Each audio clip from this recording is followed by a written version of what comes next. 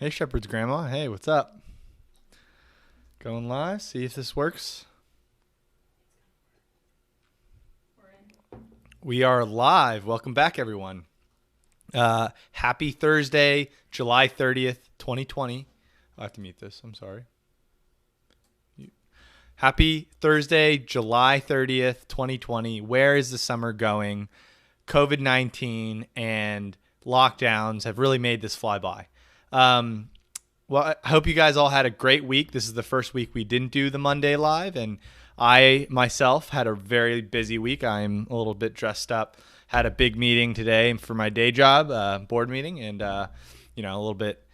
This week has been very, very busy, but very much happy to be here. So, just to recap, today U.S. equities were weaker. They started down, over 1%, and they kind of rallied a bit throughout the day.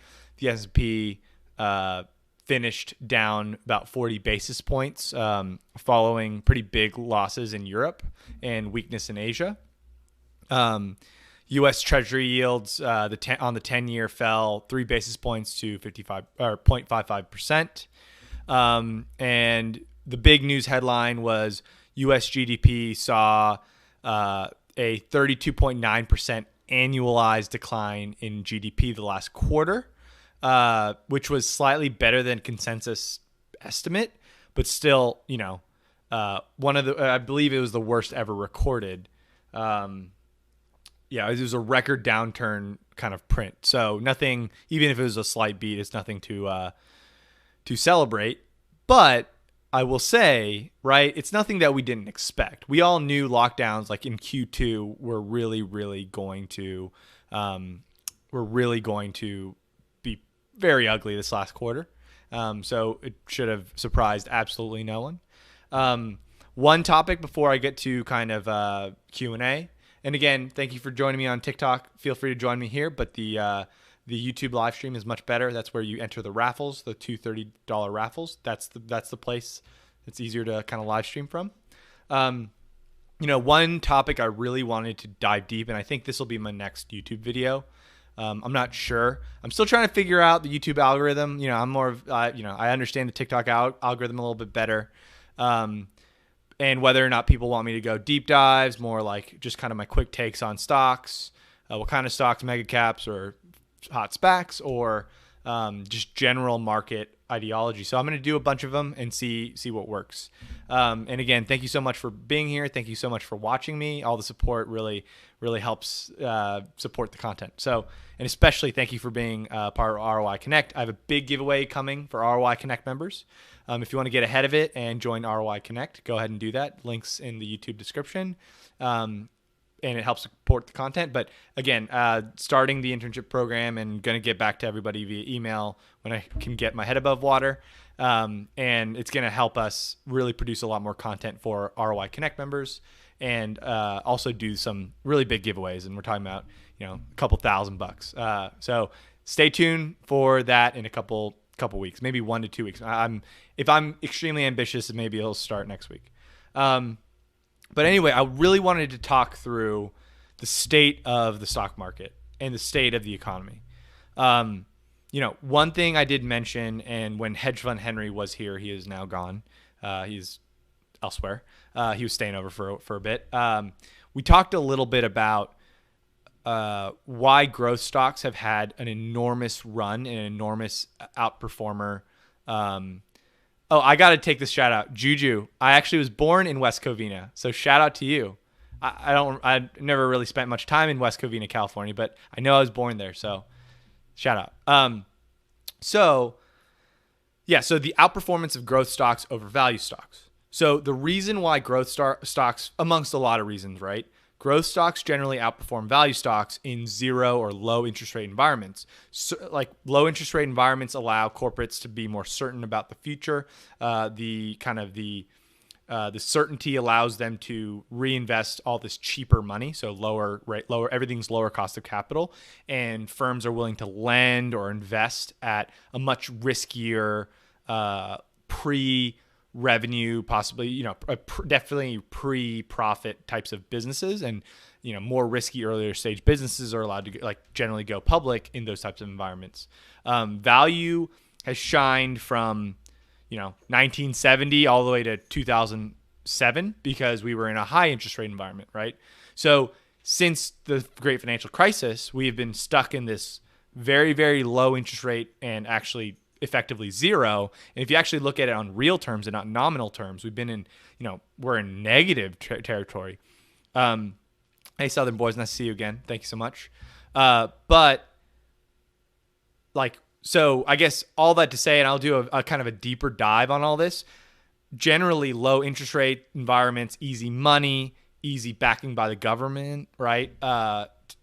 Government coming in and backstopping corporate securities, all allow for a lot more certainty in the futures of companies. And when there's more certainty, it allows a lot more reinvestment in growth, right?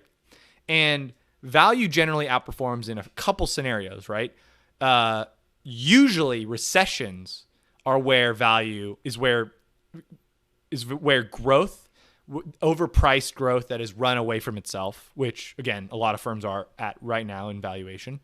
They generally just eat an absolute dog poop during recessions. But I'll get to that, right? We're in a recession now. So why is value totally underperforming growth? Or kind of when we see a reflation where inflation kind of goes back up while the economy is going back up. And another piece of information you need to understand, and hopefully the one takeaway you have from this, I know I'm getting a little bit deep, right? The one piece of information that you should take away from this is that no economist really knows what the world will look like, or nobody can predict the future, because there are an infinite amounts of factors that go into any given move up or down, right? So, but just generally, this is kind of the picture. Another reason why value stocks underperform in low interest rate environments is because of the two biggest, and over the last decade, the two biggest components, I know financials is the biggest, but two of the biggest components of value stocks are financials, like banks. And in a low interest rate environment, they can't make as much money, right? I mean, the whole thing is interest rate spreads, and deposits and stuff like that. And then also value underperforms when commodities are underperforming, and when commodities are going up, value stocks generally go or do a little bit better. And we've seen this period of time over this last decade where commodities, especially the most important one of them all, oil, is at all-time lows, right? So all that to say, and again, I'll do a YouTube video. We'll see if it also flops. But and thank you for everyone who watches the videos. I think for those of you that watch it, hopefully I provide enough value there for you. But all that to say, it's like, okay, so we are in a zero interest rate environment now. We are in arguably a negative interest rate environment on real terms. And that means that growth stocks are at all-time highs, generally in real terms, right? In inflation-adjusted terms, especially in relation to other assets. And value stocks are, pun not intended, undervalued, right? And they're underperforming. So if you believe interest rates are going to go up, that is actually quite the thesis to possibly buy value stocks. But just remember, a lot of value baskets have financials and energy, so there's a lot baked into that. But I will say, right, looking at the institutional research reports that we round up for ROIC members, spoiler alert, the market is pricing in negative interest rates for the next few years at least. So, whether it's negative on nominal terms or not negative or just zero on nominal terms, remains to be seen. But I do believe we are stuck in this zero interest rate environment. I don't see this like black swan event of, I can't see it. It's not that I can't see it happening. I just can't see it through the fog of war. If, we are in uncharted territories, we are printing a vast amount of money. We just approved another round of stimulus, more trillions getting created and spent. I do believe that this is going to be more like a wartime period. Thank you, Southern Boys. More of like a wartime period, and a lot of times when that happens, like World War II or whatever, you run up the national debt, and then it's to the generations afterwards to pay that off. So we'll see if that happens, or possibly, right? I think the doom and gloom intellectuals they will always say, right? Oh my gosh, we're going to see runaway inflation. The U.S. dollar is going to lose the king of the hill status as the reserve currency. I don't see that happening. Not that I can't see that happening. I just don't. I don't know how to think about that kind of tail risk event. So all that to say, I really like growth stocks, but the ones that are monopolistic, take over the world at reasonable prices.